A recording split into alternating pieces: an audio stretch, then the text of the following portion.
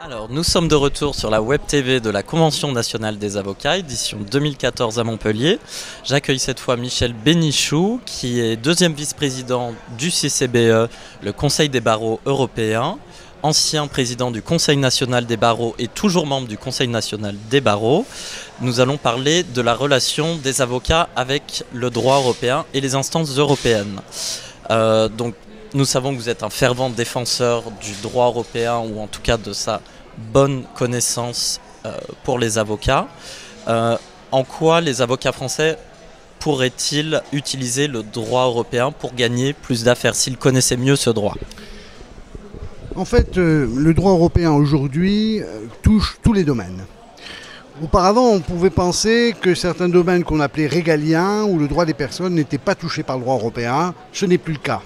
Par exemple, il y a de plus en plus de directives qui sont publiées par les institutions européennes, Commission européenne et Parlement européen, en matière pénale. Et la plupart des avancées qui existent dans les pays européens et en France sont issues de ces directives. Par exemple, c'est une directive européenne qui prévoit l'accès au dossier de l'avocat par l'avocat en garde à vue. Et cette directive, la France va être obligée de la transposer avant 2016. C'est grâce aux directives européennes que nous avons pu accéder pendant les gardes à vue aux interrogatoires. Cela n'était pas voulu par le Parlement français, mais c'est le droit européen qui a contraint. En droit de la famille maintenant, le règlement famille et le règlement divorce va prévoir la possibilité, dans le cas de mariage entre un Français et un Anglais par exemple, une Anglaise, ou d'ailleurs un Français et un Anglais, de choisir la juridiction, de choisir la loi applicable, et ce, dès l'instant où ils ont été éclairés. Éclairés par qui ? Bien sûr par un avocat, et grâce souvent à un acte d'avocat, puisqu'il faudra rédiger un écrit. En matière de succession, le nouveau règlement de succession va intervenir dans le cadre de l'année 2015. Vous allez pouvoir quasiment choisir votre lieu de succession, et on l'évoquait dans l'atelier que je viens d'animer, par exemple, si vous décidez de tout léguer à votre chat, ou votre chien d'ailleurs, votre animal domestique, même si vous avez des enfants, ou même si vous avez d'autres héritiers, si vous décidez de vous soumettre à la loi anglo-saxonne, ce sera possible. Car dans la loi anglo-saxonne, l'animal domestique a un statut qui lui permet de recevoir un legs. Donc, vous pouvez vous domicilier 6 mois et 1 jour en Angleterre ou à Jersey ou Guernesey, et à partir de là, bénéficier de la loi anglo-saxonne, la loi anglaise, et tout léguer à votre chat sans passer par, en lésant vos enfants ou votre conjoint. Donc aujourd'hui, tout est le droit européen.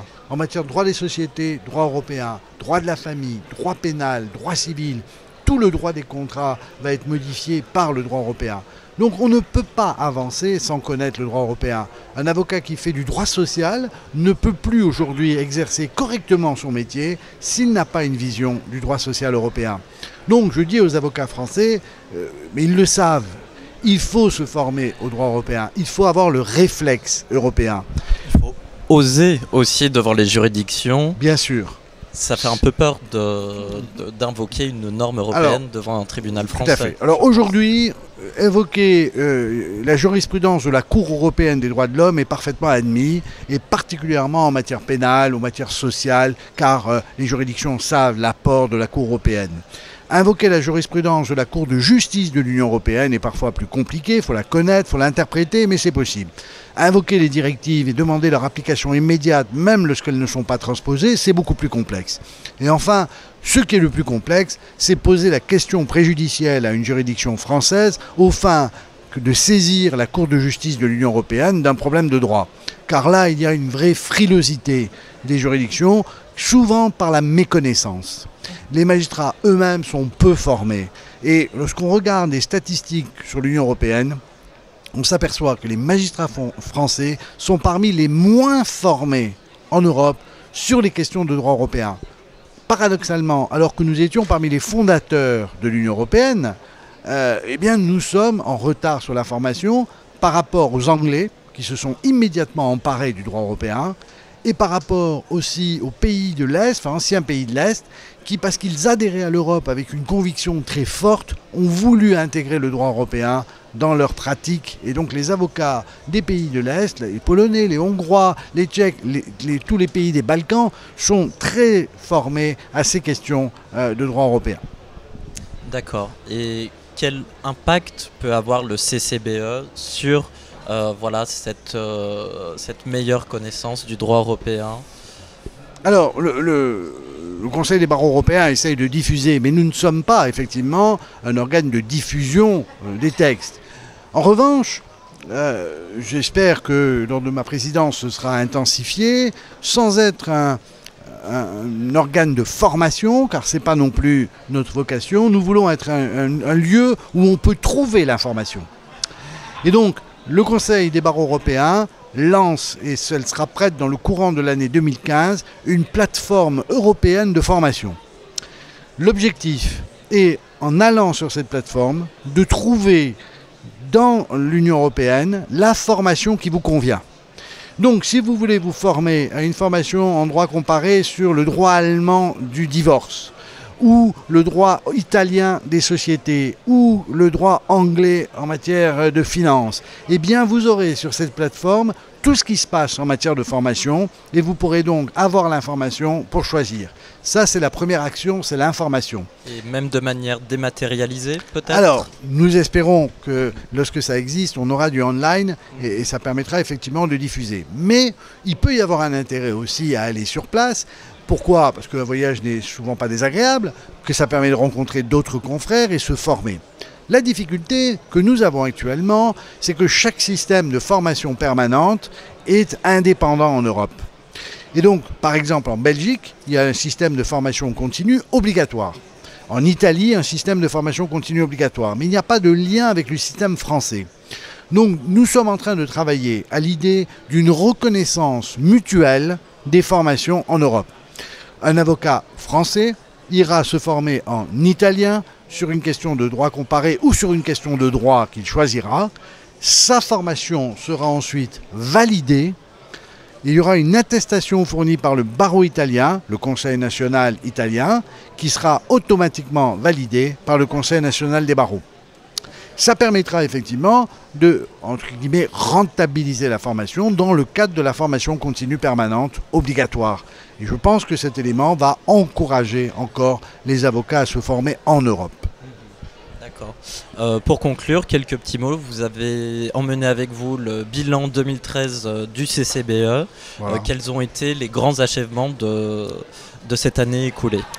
Alors d'abord, qu'est-ce que c'est que le Conseil des barreaux européens, CCBE? Alors l'acronyme est un peu particulier. En fait, au départ, cela s'appelait Conseil consultatif des barreaux européens. Maintenant, c'est devenu le Conseil des barreaux européens, mais nous avons gardé les deux C. Bon, un signe de richesse sûrement. Il y a actuellement 28 pays de l'Union européenne qui sont membres, plus les 3 pays de l'association Libre-Échange, Norvège, Liechtenstein, Islande, plus la Suisse, pour des raisons historiques, donc 32 pays qui sont membres effectifs. 3 pays qui sont membres associés, ce sont les 3 pays qui demandent l'entrée dans l'Union européenne, la Turquie, la Serbie, le Monténégro. Et enfin 10 pays qui sont membres observateurs, et ça va de Andorre, du barreau d'Andorre, le barreau de Saint-Marin, au barreau ukrainien ou au barreau de la Chambre fédérale de Russie. Donc des barreaux extrêmement divers. En tout, le Conseil des barreaux européens, c'est à peu près 1,5 million de lawyers. Et ça, nous le représentons auprès des institutions européennes. Notre travail essentiel, c'est d'être l'interlocuteur de la Commission européenne, du Parlement européen. Chaque fois qu'il y a un texte qui est projeté, un projet de directive, projet de règlement, qui concerne d'abord les avocats, ensuite la justice et enfin le droit, il y a beaucoup de textes, nous recevons ce texte pour faire des recommandations. Donc nous étudions le texte, nous arrivons à un accord au sein du Conseil des barreaux européens sur des recommandations, nous les adressons à la Commission européenne et à la direction générale compétente. Voilà le rôle du CCBE. Donc, je vous ai amené une carte du CCBE pour visualiser ce qu'est le CCBE. En fait, disons-le, c'est un continent. C'est le continent des avocats. Et chaque année, nous publions un rapport annuel. Il serait trop long, puisqu'il fait plus de 100 pages, d'évoquer toutes les questions. Cette année, nous avons été particulièrement préoccupés par les questions de surveillance de masse. Chacun sait qu'aujourd'hui, par le système PRISM, mais également, on en parle moins, par le système 5 A's des Anglais et d'autres pays, il y a une surveillance de masse des citoyens. Dans les citoyens, il y a les avocats.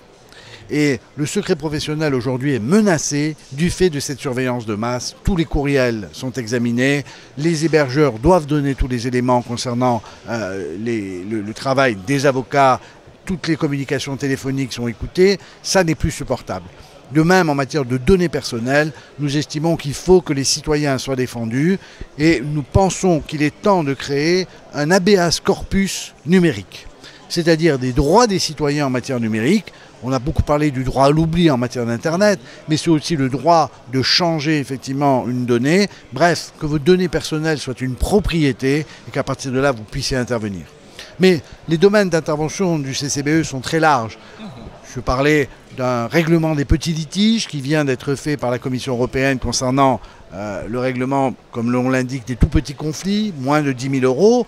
Nous sommes intervenus pour faire des recommandations pour que chacun puisse avoir accès à ce règlement européen des petits litiges dans le cas d'un conflit entre un Français et un Bulgare, par exemple. Et donc tout ça, c'est le travail au quotidien du Conseil des barreaux européens. D'accord.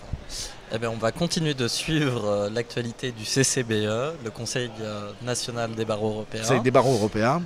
Et voilà, on vous souhaite une très bonne convention nationale et à très bientôt, Monsieur Bénichou. Merci. Merci.